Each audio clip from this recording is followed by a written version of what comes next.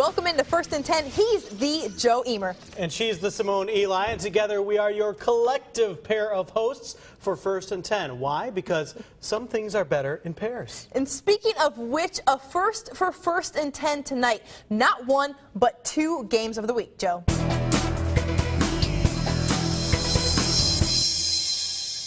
And check out the boxes blowing up the coverage tonight. We're going to have that in just 1 minute. Yeah, but first we're going to talk about both those games of the week. Spanish Fort and Viger. Fox 10's Russell Colburn is standing by there. We also are in Clark County as well, where Hal Sherrick is standing by. There you see both of them for a brief second. We're going to talk to our buddy Hal right now from Legion Field. What's going on, Hal? Joe, it's been an exciting night. This game just ended literally a few minutes ago. Jackson ended up on top in this one. It was a heck of a battle, particularly in the first half. These two teams, of course, came in undefeated, overall undefeated in region play. This is a pivotal game for both teams. Like I said, happy folks in Jackson tonight. Let's take a look at the highlights, kind of let you know how we got to that point today. We've got some video here at the beginning. You're going to see it takes about 1,000 hamburgers or more to get the crowd going here and get them ready for a big game. Now, once those all got served up, people settled in, the heat went to the field. Game started with good defense by both teams, but Jackson turned on the heat midway through the first quarter as Matthew Jordan finds senior wide receiver Antonio Fox down the sideline for a 27-yard strike. Saraland would get a field goal at the end of the quarter to get on the board. Move on to the second quarter. Jordan would keep the ball and punch it in from the 2-yard line to extend the Aggies' lead on the Spartans 14-3. At that point, the Spartans would answer, though. Very next possession, quarterback John Ward takes the snap. He looks deep, finds Ronnie Reed wide open, coming across the middle. Reed has nothing but grass in front of him. He'll take it all the way for a huge 81-yard touchdown. That would bring the score to 14-10. The Aggies do bounce right back, though. Matthew Jordan, you'll see here, breaks it outside, looking for a receiver. He'll throw back across his body. He'll find his big senior wide receiver, Deshaun Hunt. It's a great pitch and catch for a 10-yard TD strike. The Spartans would answer late in the half. Linebacker Christopher Weaver, he'll come in the Wildcat formation. He takes the snap and gets it to pay dirt from 2 yards out. We would have a 21-17 score at the half. Very tight game. Come back to me, I'll tell you how we got to the final score now. We had an 88-yard pass to Antonio Fox from Matthew Jordan. That was with 45 seconds left in the third quarter. The very first play after the next kickoff was a pick six by Chris Taylor. He intercepted Saraland quarterback Ward for a pick six. That would put it at 35-17 at the end of the third. That's 2 touchdowns in about 10 seconds time off the clock. Antonio Fox, late in the game, catches another TD pass for a final score, 42-17. Joining me right now live is quarterback for the Aggies, Matthew Jordan. Matthew, come in here. Let me talk to you. Great game, 4 touchdown passes. Lost the mic. Four touchdown passes and one touchdown run. Great performance by you. We talked earlier in the week. You said that you had go-to receivers all over the field. You hit several tonight. Talk about how everybody stepped up tonight. Well, really, all my receivers stepped up, like I said, and they just all really caught the ball. My line did an outstanding job of giving me time to throw and let me go through my reads. And the defense did a really great job. They had 2 or 3 takeaways and that pick six. They just really put us back in the game. Congratulations. Great game tonight. It's going to be a party in Jackson, I guarantee you. They're already talking about a 5th quarter going on somewhere. Reporting live from Jackson, Hal Sherrick, Fox 10 Sports. Check it out. We have the boxes. We have people everywhere.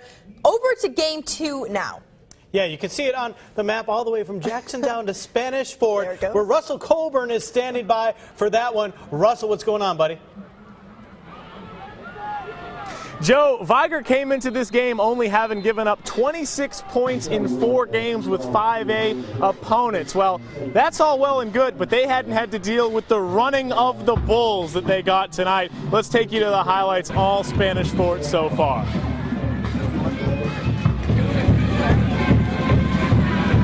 We have a dancing little girl. Who's she dancing with? The bull with pink ears, or horns rather, for breast cancer awareness. All right, 7-0 Spanish Fort. Tyler Johnston deep down the sidelines to Sammy Harris. They had about 100 yards on the first 2 possessions of this game, just putting up ridiculous numbers. That made it 14-0 Spanish Fort. Johnston later will keep it on a quarterback keeper, 21-0 in the red zone. Takes it himself, 21-0 Spanish Fort. They can't keep this kind of a pace up, can they?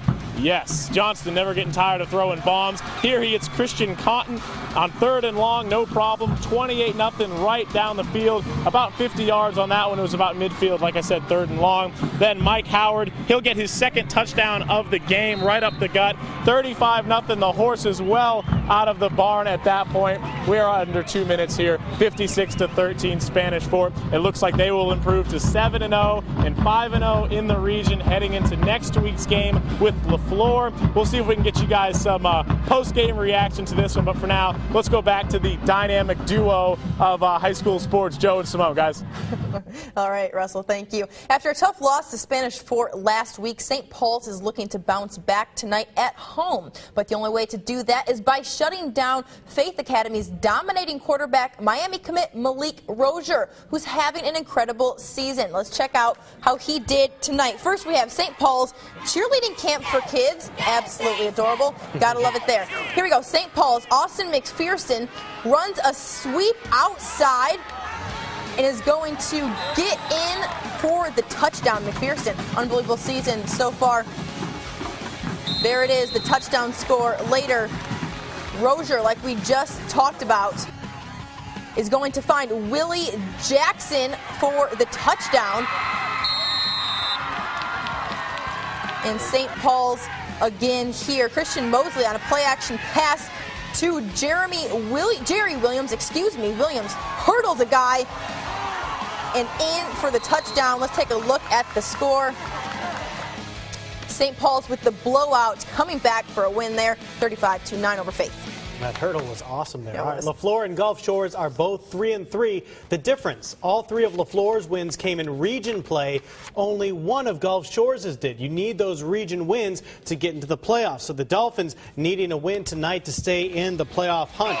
Check this out. That's Michelle Wilson, Gulf Shores 2013 Teacher of the Year. Very cool. All right, halfway through the first, a blocked punt recovered by Gulf Shores. After the recovery, Parker Mason brings it in for the touchdown, 6-0 Gulf Shores. Still the first quarter, 4 minutes to go. LaFleur's James Leatherhead sets up and throws a 60-yard pass, caught and stopped at the 3-yard line. But look what happens next.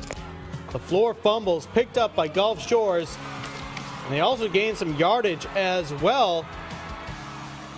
Gulf Shores would add a touchdown caught by Christopher Carlisle here. So I mentioned they need that win, on track for it early as it was 13-0 and still rolling 23-6 in the fourth. After a tough first loss of the season last week, McGill looks to get back on the winning track tonight. Plus, Murphy looks to stay undefeated against a Baker team on the rise. You're watching First and 10.